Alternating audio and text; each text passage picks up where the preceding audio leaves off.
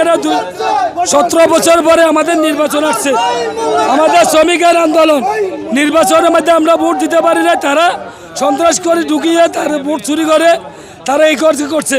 এখন আমরা যেটা ধরতে গেছি আর আমাদের উপরে পুলিশে হামলা চালাচ্ছে।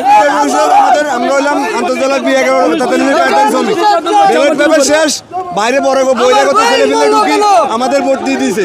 এখন আমরা ভোট দিতে পারি না, শেষ আমাদেরকে এই জন্য অত্যাচার করছে বাইরে বহিরাগত বলা পায়নি এবং পুলিশে টিএসএল মারছে এবং রাবার বুলেট মারছে এবং লাঠিচার্জ করছে এবং নির্বাচন কমিশনকে হাত করে নিছে আমাদের ওই যে সাইকেল পার্টি এখন আমাদের দাবি কি? দাবি আমাদের শ্রমিক মরছে, এই জন্য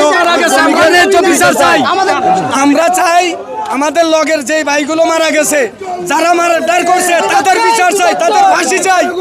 কেন আমরা নিরীহ শ্রমিক, আমরা আসছি এই জায়গায় ভোট দেওয়ার জন্য, কিন্তু দেওয়ার জন্য 5 থেকে 6 দফা আমাদেরকে বের করে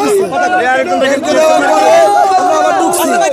ঢুকার পরে আবার মারছে পুলিশ, আমাদেরকে বারবার আহত করতেছে, ভিডিও আছে আমার কাছে। আমরা আবার ঢুকছি, ঢুকার পরে পায়ে ফাড়াই ফেলাইছে, হাত ভাঙি ফেলাইছে, দেখেন করছে, লাঠিচার্জ করছে। তখন আমি ওখানে পড়ে গেছি, আমাদেরকে আমার স্টাফ সহ আরো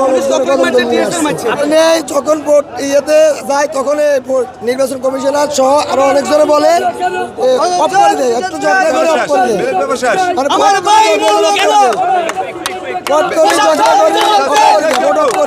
তারপরে কি করে ভিতরে ভোট মারে ওনারা। আমার এখানে এই রাস্তাটা আমাদের দাবি আদায় না পর্যন্ত আমরা খুলবো না।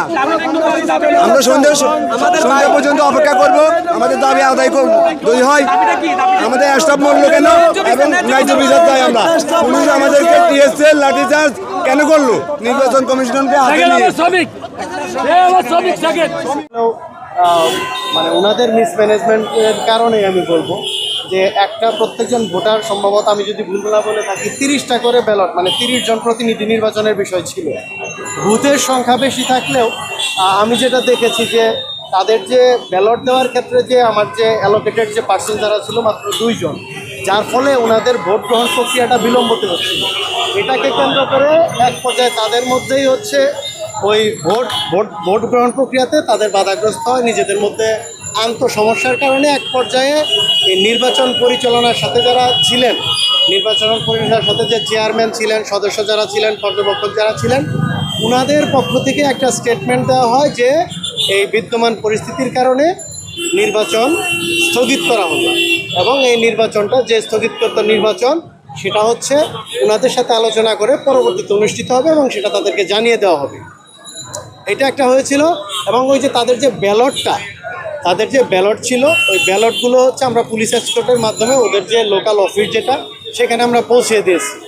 এই যে নির্বাচনটা তাদের হয় নাই, এই যে নির্বাচনটা তাদের যে এত মানে দীর্ঘ প্রত্যাশিত নির্বাচন, তারা ভোট দিতে পারে নাই বা তাদের মনোনীত প্রার্থী তারা নির্বাচন করতে পারে নাই, এটাকে কেন্দ্র করে তাদের মধ্যে একটা হতাশা বা ক্ষোভ যেটাই বলি তাদের মধ্যে আছে। জানি একদম শুরু থেকে একদম 11th আওয়ার পর্যন্ত আমরা চেষ্টা করছি, আমাদের কোনো পুলিশ তাদের গায়ে হাত দিছে এটা আমি দেখি নাই।